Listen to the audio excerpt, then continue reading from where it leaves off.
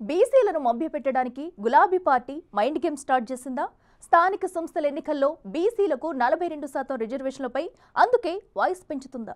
నిజంగానే రిజర్వేషన్లపై రాష్ట్రపతిని BRS కలుస్తుందా? Party అధినేత కేసీఆర్ ఆ టీంలో ఉంటారా?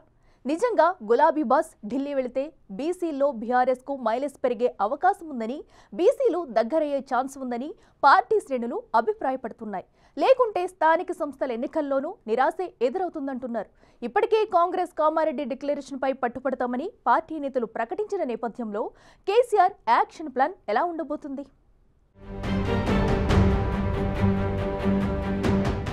BRS party mind game start చేసింది. బీసీల రాగం అందుకోవడంతో పాటు రిజర్వేషన్ల సాధనే లక్ష్యమని ముందుకు సాగుతుంది. స్థానిక సంస్థల ఎన్నికల్లో వారి ఓట్లే లక్ష్యంగా పావులు కదపాలని చూస్తుంది. ఆ క్రమంలో బీసీలకు రిజర్వేషన్ల కల్పనపై రాష్ట్రపతిని ఢిల్లీలో కలుస్తామని పార్టీ అధినేత కేసీఆర్ సైతం వస్తారని పార్టీ వర్గాలు పేర్కొంటున్నాయి. ఈ బీసీ రిజర్వేషన్ల పోరుబాటలో కేసీఆర్ ఎంట్రీ ఇస్తారా? రాష్ట్రపతిని కలుస్తారా? కేవలం బీసీ వర్గాలను ఆకర్షించేందుకు కేసీఆర్ ప్రకటనలు చేయిస్తున్నారా అన్నది చర్చనీయాంశంగా మారింది. మాజీ ముఖ్యమంత్రి కేసీఆర్ నిజంగా హస్తినాలు తాడో పేడో తేల్చుకోవడానికి సిద్ధమైతే బీసీలో మైలేజ్ పెరుగుతుందని గులాబీ శ్రేణులు అభిప్రాయపడుతున్నాయి. రాజకీయంగా కాంగ్రెస్ బీజేపీలను ఎరుకున పెట్టి రెండు జాతీయ పార్టీలను బీసీల విషయంలో బూచిగా చూయించవచ్చని అంటున్నాయి. అయితే స్థానిక సంస్థల ఎన్నికలను టార్గెట్ చేసుకుని ఆయన మైండ్ గేమ్ మొదలెట్టారా అన్న చర్చ కూడా జరుగుతోంది. ఇంతకు అసలు ఢిల్లీకి కేసీఆర్ వెళ్తారా, లేకుంటే బీసీలను మభ్యపెట్టి వదిలేస్తారా అన్న సందేహాలు వ్యక్తమవుతున్నాయి.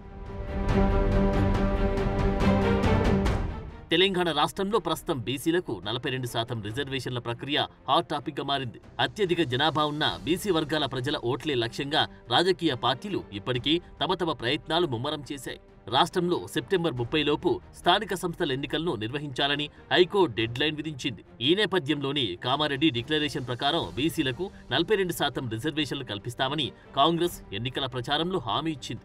అసెంబ్లీలో బీసీ బిల్లు ఆమోదించి కేంద్రానికి పంపించింది. పార్లమెంట్ సమావేశాల్లో బీసీ బిల్ పెట్టాలని కేబినెట్ ఆర్డినెన్స్ పై రాష్ట్రపతి సంతకం చేయడంతో బీసీలకు రిజర్వేషన్లు కల్పించాలనే లక్ష్యంతో హస్తినాలు కాంగ్రెస్ పోరుబాట నిర్వహించింది.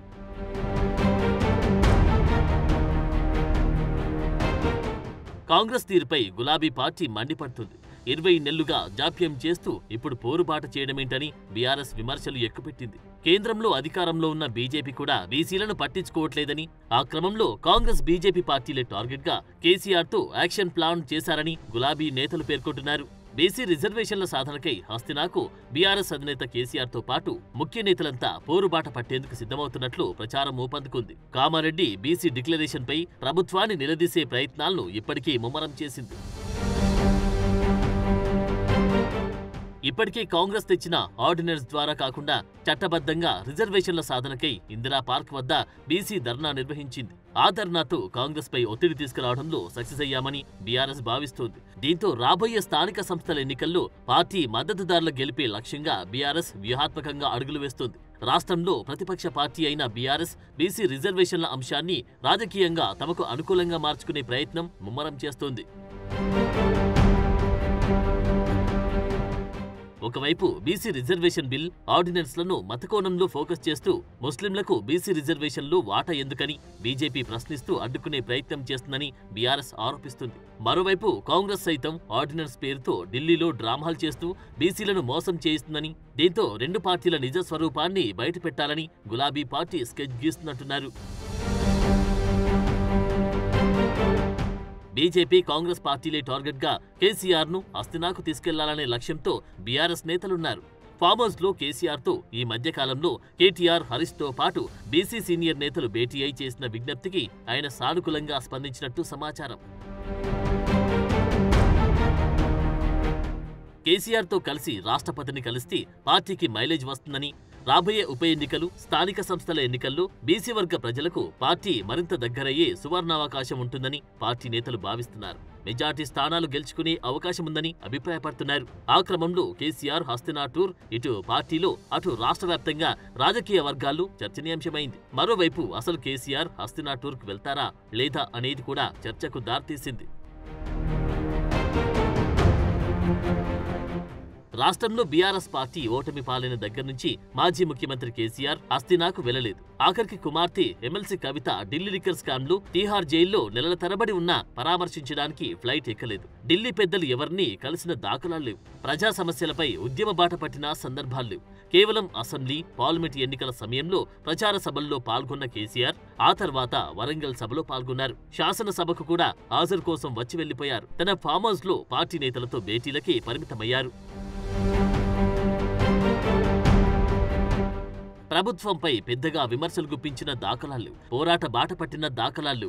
అయితే ఇప్పటి బీసీ రిజర్వేషన్లపై కేసీఆర్ ఢిల్లీకి వెళ్లి రాష్ట్రపతిని కలుస్తారా లేదా అనేది హాట్ టాపిక్ అయింది. అయితే వెళ్తే పార్టీ క్యాడర్లు మరింత జోష్ పెరగడంతో పాటు రాబోయే ఉప ఎన్నిక, స్థానిక సంస్థల ఎన్నికల్లో పార్టీకి లాభం చేకూరుతుందని పలువురు నేతలు బహిరంగంగానే పేర్కొంటున్నారు. ఈ తరుణంలో బీసీ రిజర్వేషన్లపై పోరాటం చేసి సాధిస్తారా? కేసీఆర్ ఎంట్రీతో బీసీ రిజర్వేషన్ల ప్రక్రియలో కదలిక వస్తుందా లేదా అనేది వేచి చూడాలి. అది అలా ఉంటే అధికార కాంగ్రెస్ పార్టీ తిరిగి బీఆర్ఎస్ ను ఇరకాటంలో పెట్టే ప్రయత్నాలు ముమ్మరం చేసింది. ఇప్పటికే విమర్శలకు పదును పెట్టింది. 10 ఏళ్లుగా కుటుంబ ఫామ్ హౌస్ పాలనలో బీసీ రిజర్వేషన్లు గుర్తుకు రాలేదా? కనీసం బీసీలను గౌరవించి చట్టసభలకు పంపించాలనే సోయి లేదా అంటూ కాంగ్రెస్ ఎదురుదాడి చేస్తుంది. దానికి బీఆర్ఎస్ గత 10 ఏళ్లలో అనేక మంది బీసీ బిడ్డలకు సముచిత స్థానమిచ్చాం, బీసీ కులాలను, కుల వృత్తులను ప్రోత్సహించేందుకు అనేక కార్యక్రమాలు చేశామంటూ కాంగ్రెస్ కు కౌంటర్ ఇస్తోంది. హస్తినాలో రిజర్వేషన్లపై 3 రోజుల పాటు ధర్నా సైతం చేపట్టామంటుంది. కేంద్రం నాంచుడు ధోరణి అవలంబిస్తుందని విమర్శలు గుప్పిస్తుంది. మరి చూడాలి బీసీ అంశం ఏ పార్టీకి మైలేజ్ ఇస్తుందో.